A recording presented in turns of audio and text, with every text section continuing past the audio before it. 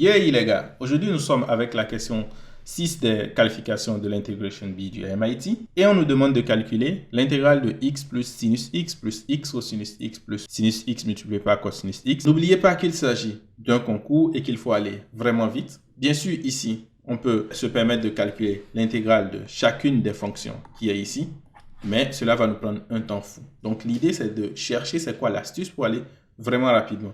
Ici, lorsque j'ai une expression qui est sous forme développée comme ça, en général, moi, je vais penser à « et si je factorisais ?» Comment est-ce que j'aurais pu factoriser ça? Donc, ce qu'on peut constater, c'est quoi? C'est que j'ai ce x qui est ici et j'ai le même x qui est là. J'ai ce sinus qui est ici et j'ai le même sinus qui est là. Et qu'est-ce qui est à côté de chacun? X ici, à côté de lui, 1 cosinus x. Sinus, j'ai 1 et cosinus x. Ça veut dire que probablement que la fonction, lorsque je vais l'écrire sous forme factorisée, ça va me donner donc x plus sinus x facteur de 1 plus cosinus x. Mais il faut s'en assurer. Donc pour le faire, qu'est-ce que je vais faire? Je vais factoriser en fait x ici rapidement. Si je factorise x, j'aurai x facteur de 1 plus cosinus x. Et ensuite, si je factorise sinus x dans cette 2 là aussi, j'aurai plus sinus x facteur de 1 plus cosinus x.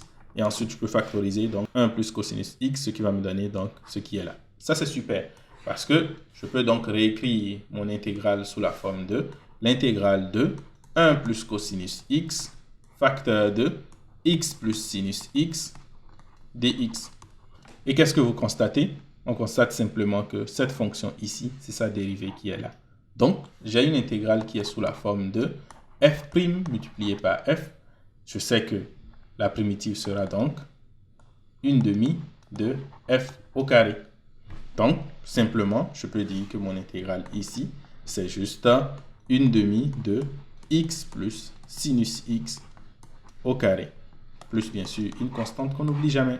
Pour la prochaine question, nous aurons une intégrale similaire. Ici, il nous faudra calculer l'intégrale de sinus au carré plus cosinus au carré plus tangente au carré plus cotangente au carré plus sécante au carré plus coséquente au carré. Bien sûr, les fonctions séquentes et coséquentes, on en a parlé rapidement sur cette chaîne.